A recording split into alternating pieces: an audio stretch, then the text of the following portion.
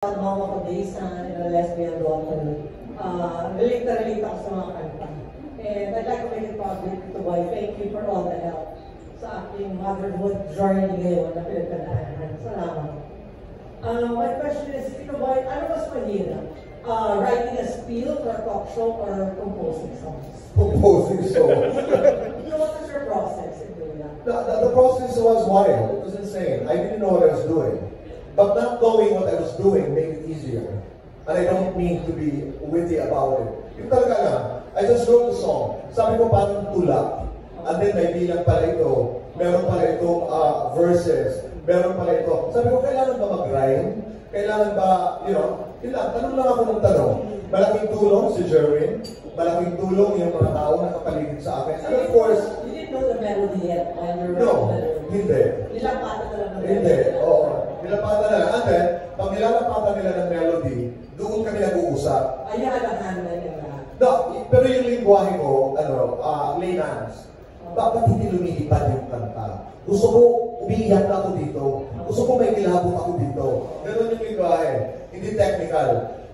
Sila naman, Tito Boy, wala tayong bridge. Sabi ko, totoo yun, yung kwento. Mga 2 lines lang, 4 lines. Sinusulat ko para tuloy-tuloy yung thought. Diba? Yung pattern. Tapos, pagdating sa tono naman, medyo nabibigin kami. Kulang ng 2 syllables. We will change the word. If you call that the process, that's the process. But I still say up to this very moment, I don't know how to write a song. How long did it take to write one song? No, Hallelujah was very quick. Less than 10 minutes. That was the quickest.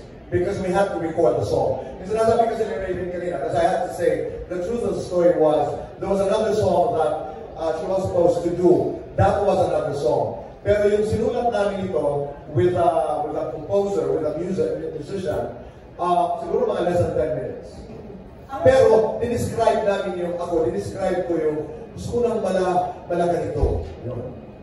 May contribution ba si Bong sa mga composition mo? He's always in my heart. He's always an inspiration. Among all the songs, which one is closest to your heart?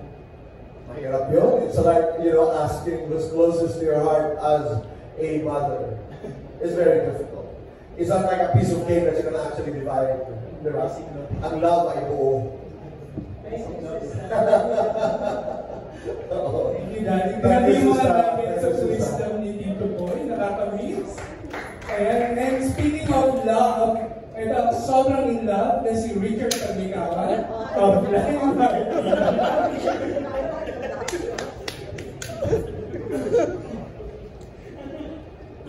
Teka mo, wala ako. Ilan ka? Ayun. Hello. Good evening po. Congratulations, Tito Boy. Salamat. Ayun. So, actually, yung huli ninyong pinanta, yung medial for that. Sobrang, emotional ako po. Dahil ba tayo nag-aasama talaga sa video? Tito Boy, curious lang ako, may isang parang pangyayari ba sa buhay mo na parang nag-trigger, parang bigla mo maisip ito, though sabi mo ilang years mo itong ginawa ng project ito. So parang may certain event ba na parang nag-trigger para masimulan mo itong mag-isip? Ay, kompleto ito. Wala talaga, Richard. Wala talaga. Nangyari lang. Siguro nagkaipon-ipon. It's a sum total of, your life experience. Kasi ngayon, halimbawa, I have this politician friend who said, hindi naman ako maniwala sa iyo that you were a victim of discrimination in your life. Kasi di ba, kung panunuunin mo lang lalaban ka, palaban, you're a celebrity and you have a voice. But I am, as a gay man, and this project, Say Clear, Say Cloud, we go beyond who we are. This is not just for me. Katulad kanina sabi ko nga, ang dasal ko is, sana may magawa kami para sa mga future generations of gay people, of the queer community, of the LGBTQIA+ community. Sana, kahit konti, Richard, kahit konti, may magawa lang ng konti. Okay na kami. Wala akong singular aha moment na I've got to do this. Lahat afterthought. You know, you look back and you connect the dots, kaya pala ganun. Kaya pala ganun. So, what happened, happened. And sabi ko, I live in gratitude. Kanina po narinig natin yung discrimination na naranasan ng tatlo nating singers. Pero ikaw ba dito po, sa stature nyo ngayon, nakakatanggap pa rin po ba yung discrimination? Siguro naman, di ko lang naririnig. Pero my journey to where I am today, I was told I wouldn't make it on television. But they all know the stories. Anyway, I was told I was gay, I was too gay to be a serious interviewer. I was told I was not beautiful enough to be on television, which I knew was a euphemism for pagit mo, hindi ka pwede sa television. I was told I was kubisaya, I was waray, to be a talk show host. Ang dami rin. Pero may iba na nakaka-process na maayos at nakakalaban, pero hindi lahat. Kaya yung sinasabi nila, John, Raven, at saka ni Anton, na sana kahit pa paano makatapik lang tayo ng mga boses that what you're going through, who you are is okay. Pinagdaanan namin yan. We are okay. Lalo na pag nagkabuklod-buklod na. At dati, akala ko kasi ito sa political statement. Hindi eh. It is real. Knowing that we are many makes us strong. I went through discrimination. Lumaban lang ako. Lumaban lang ako ng maayos. Thank you po, congratulations. Sana ako na may CD. Mahilig sa mga connect na yung CD. Ay, oo nga, ako rin. Sana, trabaho natin yan. So, Richard, we are down to our last 3 questions. We have a question from the entertainment editor of the Philippine Star, rather than Nathalie Toman. Gusto ko naman yung intro na.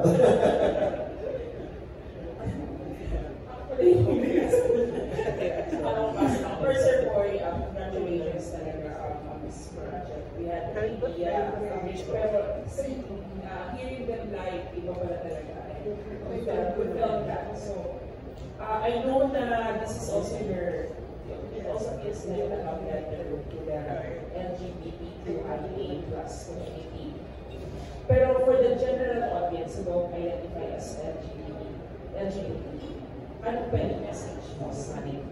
You're listening to good music. Nasabi ko sa inyo nung kwentuhan natin na laban, nagkataon lamang na ang nilalamang kwento ay kwento ng LGBT people. Pero laban sa lahat ng aspeto. So, magaling na lang. And I know they're doing very well, so we work so hard on the music. What we can offer is, it is good music. It is! Yeah, of course. Yes, Sir Boy, ano na yung balita dun sa Pabi? Are you officially part of the song? No, Philska. Jonathan, I remember now, Philska. Oo, dapat. Sa musical handle that. I should be a member of Philska. Yes. Pero meron na ngayon, like, there are some television shows na ginagamit na yung music. Pinapipirma na ako that I'm authorizing the use of the music as a composer. Galing, no? So, yes, I will be a member of Philska. Sana naman, tanggapin niyo po ako. Ano ba yun? Do you apply ba? Or I think your music company applies on your behalf. Kung hindi ako tama, Francis. So, I will be a songwriter. Pero Sir Boy, anong vision natin? Kasi na-imagine mo kanina yung titigap ko yung parang very theatrical yung performance. Yung vision mo siya na musika. Yeah. Wow. Yes. Before my dearest friend, the iconic Floyd Quintos, passed on, we had a short discussion about this. Nasabi niya, pag nakapuho tayo ng mga 12, 13, we'll do a musical. And hindi ako hihinto until it becomes a musical. And I want to pay tribute to my friend Floyd. So yung basic ko, hopefully. Yes. Oo. Hindi na natin. Pag-iipunan natin. Pag-iipunan natin. Huwag kang biglaan.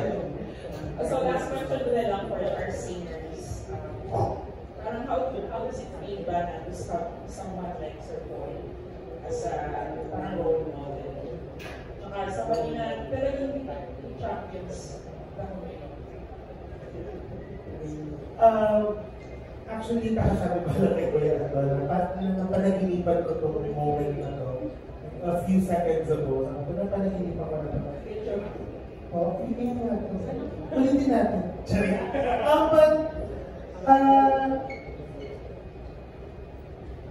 Ano daw? Okay, how does it feel? Okay, sorry po. Si Tito Boy kasi, nung mga first meetings po natin, kabado po talaga kami pag, parang hindi si Tito Boy. And ngayon, yung growth ng relationship namin tatlo with Tito Boy, I think it is fueled by truth, na hindi kami nagpapanggap in front of Tito Boy. This project is really based on truth and love. Mas nai-inspire kami tatlo to say more. Pero dyan, nalakasan kayo ng dating sa akin. Hindi ko ba ba? Siyempre. Natakot. Buti lang ikaw No, I have that passion, I have that aura. Pero I'm very careful about it. Kasi the first meeting, sabi ko, dapat dahan-dahan lang ito. Kasi pwedeng sobrang lakas ang dating mo na I was imposing on them certain things. Pero hindi naman po, more of yung weight din mo ng responsibility ng project. Actually, nung una po, personally, hindi ko masyadong naramdaman until nag-start na po itong process ng recording, and performing, and answering your questions. Mas masaya ako na mas nag-grow po yung relationship namin with Tito Boy. Kasi at least mas panasagot po namin siya ng katotohanan. Si John, as si Raven, I became close to them with this project. Anton kasi is an old friend, not an old friend, but is a friend even before this project. We have a lot of common friends. And Tito Boy, meron kayong ginawang Yes. project But bigyan parang a short film using the song. Ni Jonathan. Trending yun, Tito Boy. Correct. Oo. Kaibigan din namin yun sa Arno, sa Ellie. We did that project. Anton. Ayun na nga. Ano ba? Shots, kinamabahan na naman ako. Pero, tulad nga po na sabi ko kanina, every time na darating si Tito Boy, kahit matagal namin magkakilala, ewan ko, hindi pa rin nawawala yung pressure, yung kaba. Pero ang masasabi ko lang po, yung grateful ako sa chance na makatrabaho sa Tito Boy. Thankful ako sa tiwala binibigay niya sa akin, sa amin. And masasabi ko rin po na napakaswerte ko at saka blessed ko na magkaroon kami ng mentor, ng lahat-lahat na kay Tito Boy. Kaya, ang may papangako lang namin sa kanya ay hindi namin siya bibigyan ng max. At saka, bukod doon sa pagtitiwala niya sa amin, nagtitiwala din kami sa kanya sa lahat ng vision niya para sa ating community at saka sa amin din. Yeah, ang ganda ng kinalabasan. Salamat po. Thank you. Raven?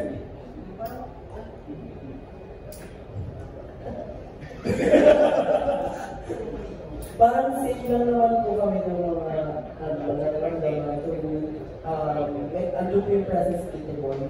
Pero nung sa akin po, nung unang meeting po namin, parang po ko na nag-video talaga. Bigla na po akong pineso. Parang speechless po talaga ako. Parang ganun po yung feeling. Overwhelmed and super thankful po and grateful po na makasama. Thank you po. Thank you, Natalie. We have a question from Larissa Almo of GMA. Hello, good evening.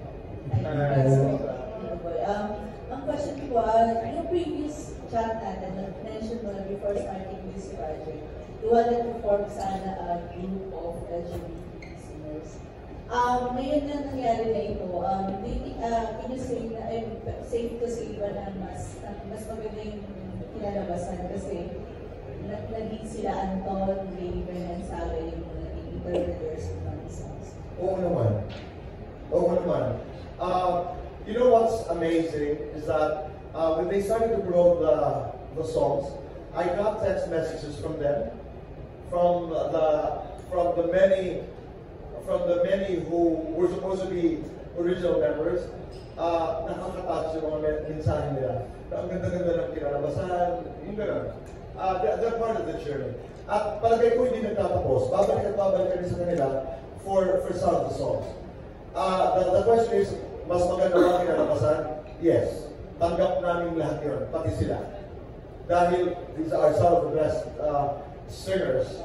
And karamihan ng mga una namin in-audition, mga baguhan din. Bright kids. Hindi lang talaga nagtatana ka. Hindi lang. Pero dadating kami doon. Recently yung nag-guest voices ng TV show, sabi nyo, individually sila sa Anton, Raven, and Sara, pero you will call them three pag magkakasama. Ibig sabihin po ba nito, i-handle nyo na rin po ba sila as a team? Work in progress. Sinabi ko sa kanila yun. Pag kayo magkakasama, we call you three. I will represent you. Pero individually, you can fly.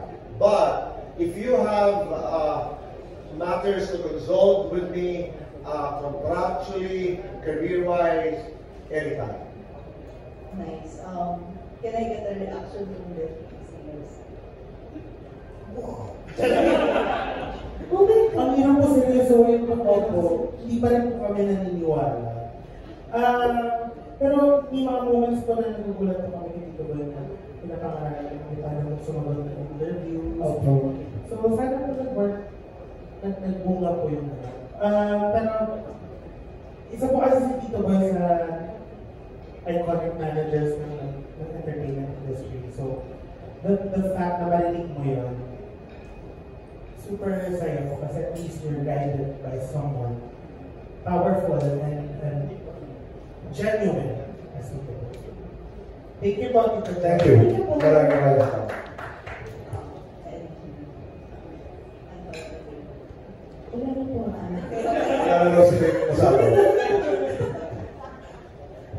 Ako naman, actually, hindi, lagi ko lang ikwento kay John na grabe yung disiplina ko ngayon sa sarili ko. Nahihiya ako kay Tito Boy. Bukod sa lahat, nahihiya din ako sa mga taong kasama ko at mga nakakatrabaho ko, sa mga coaches, sa mga arrangers. Kaya masaya ako kasi nabibigyan ako ng sense of responsibility. Marami po ako natututunan. Kaya, ayun lang.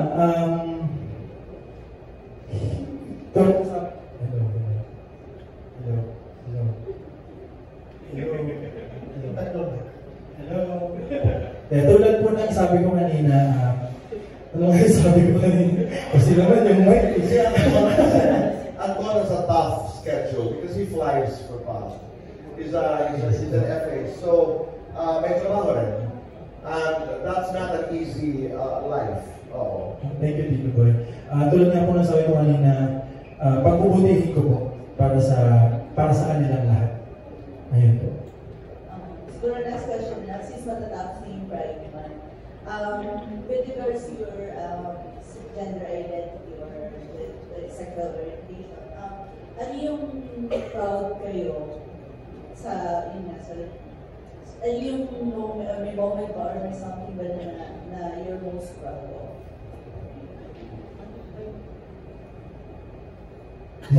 What makes you proud? So translate it.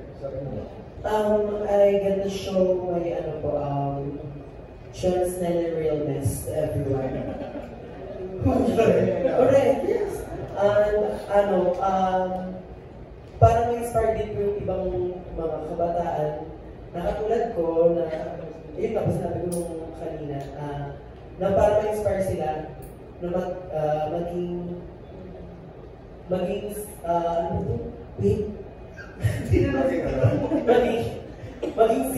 maging sila and maging proud sila kung sino man sila sa community. Uy, mali. Tama. Ako po, actually, mas naging klaro po kung sino ako because of this project. Masaya na may someone who encourages you to live your truth.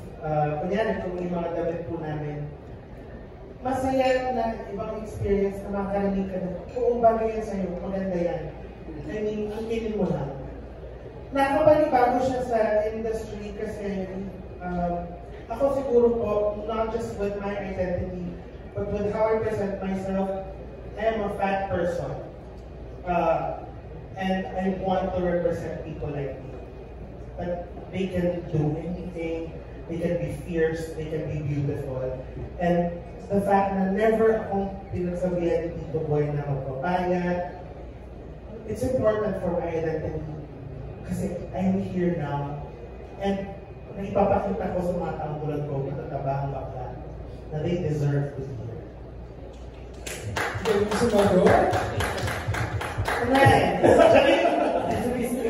Alam niyo ba, si Tito Boy yung nagtitrain sa mga sumasalang sa Miss Universe? Kabahan ako. Ako nga kinabahan after mo sumagot.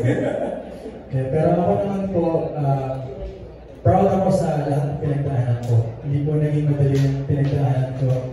Proud ako na finally tanggap na rin ako ng, well, matagal na naman po akong natanggap ng parents ko, pero hindi po naging madali kasi bigla po akong na. Kumbaga, hindi pa uso ang social media noon, talagang inulan na ako ng mga masasakit na comments sa YouTube nung lumabas yung kasal ko. Pero proud ako sa lahat ng pinagdaanan ko na yun. Proud ako sa kung paano namin naayos ng pamilya ko. Proud ako kung paano ako natanggap ng mga kaibigan ko. And proud ako na yung nanay ko yung nag-handle ng aking Facebook page at sinishare na yung mga actually, ganito ko lang po nakita yun. Sinishare na yung bawat kanta namin na na-release. So, I wish nandito ang magulang ko, pero sobrang thankful ako. Proud ako doon.